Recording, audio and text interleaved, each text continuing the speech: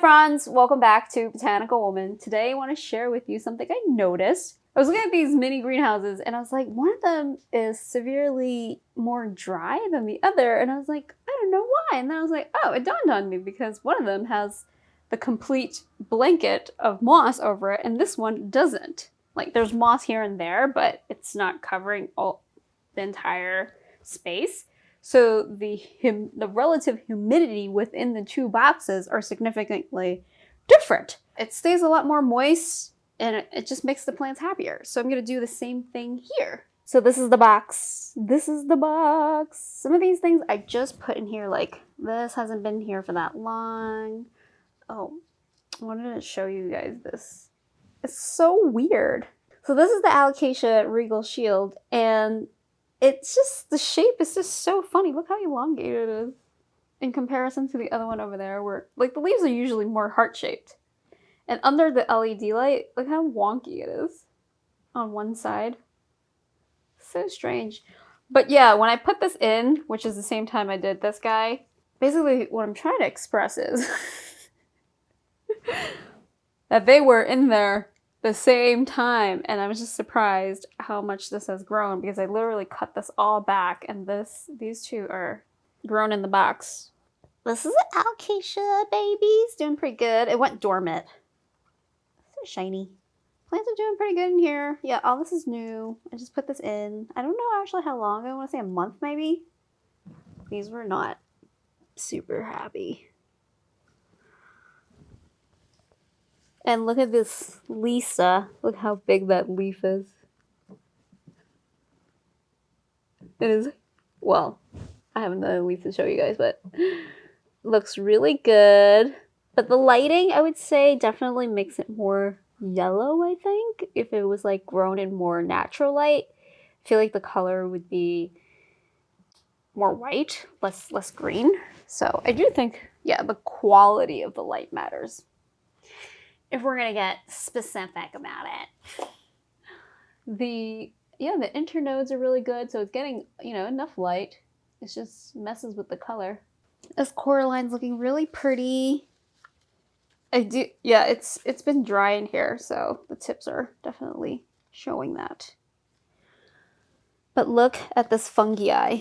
This is a fungi grown in the box. It is, look how beefy it is. It's bigger than my hand, seriously. It's really thin though.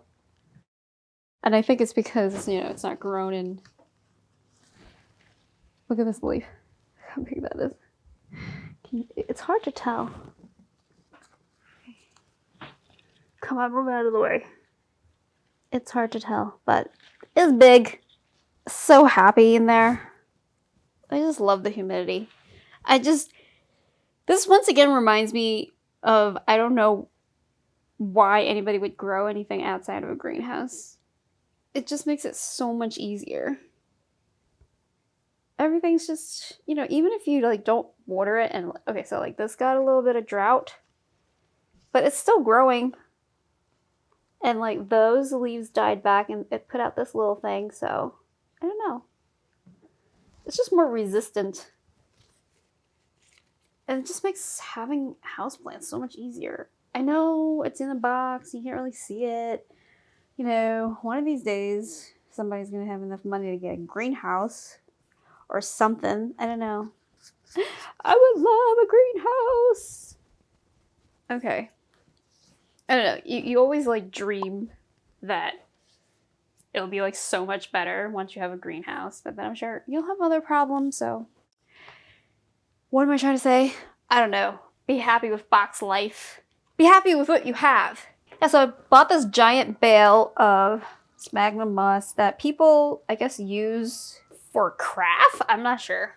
I guess for this. I mean, why not? Anyway, so I just gave it a try because I don't want to pay a lot of money for moss. What I want to tell you is that it's been working out great. It's fine. I don't know what other people are complaining about with their fancy moss. I've been trying to monitor like when I should water it, and I'm realizing don't let the moss dry out before you water.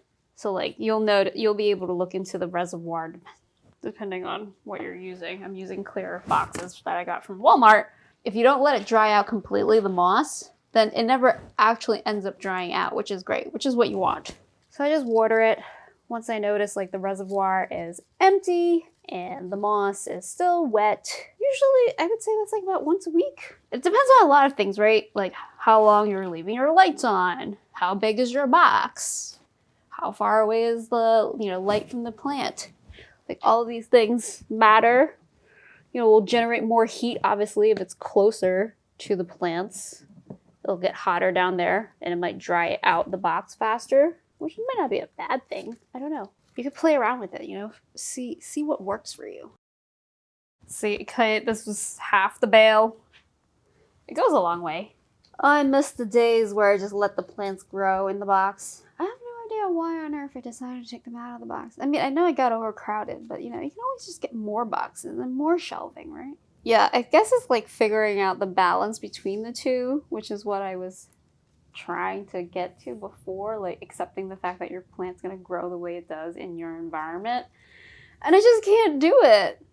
I feel lazy. I feel like, why bother doing that when, it's so much easier to grow them inside, a very humid environment. It just makes it so easy. And every time you open it, it's just like, you can never get these results if we were doing this out here.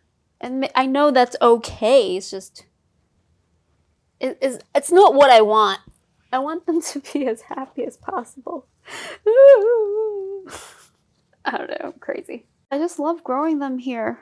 It's so easy. They're happy. I'm happy. I think it's a win-win. I don't know why not do it. So I'm going to continue doing it. I don't care what anybody else says. I mean, I guess it's like also the obsession with like IKEA cabinets. Not that I've had one, but I'm imagining the experience is very similar.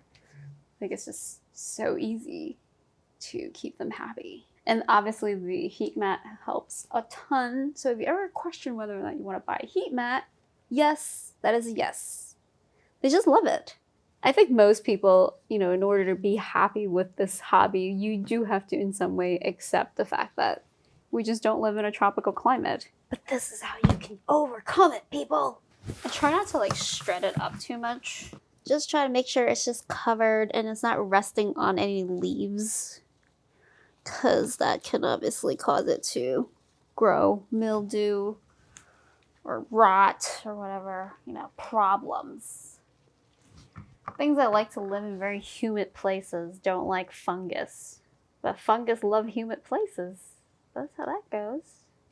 Almost done. And it just makes it so much better having this blanket. Keeps the moisture in. The plants will be a zillion times happier the next time we check in. I promise you, it's going to be amazing. I do miss it. I don't care. I'm going back to box life, folks. Ooh, here's a new baby cordyline. So yellow. If you guys don't have this plant, I'd recommend it actually. It's one of the, even though it's like, still like a boring Dracaena, sort of. Leafier. But I like this one. I like the yellow margin. I think this is it. You guys want to see what it looks like? Okay.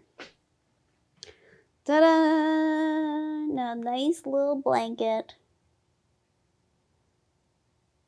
Clean up some of the debris.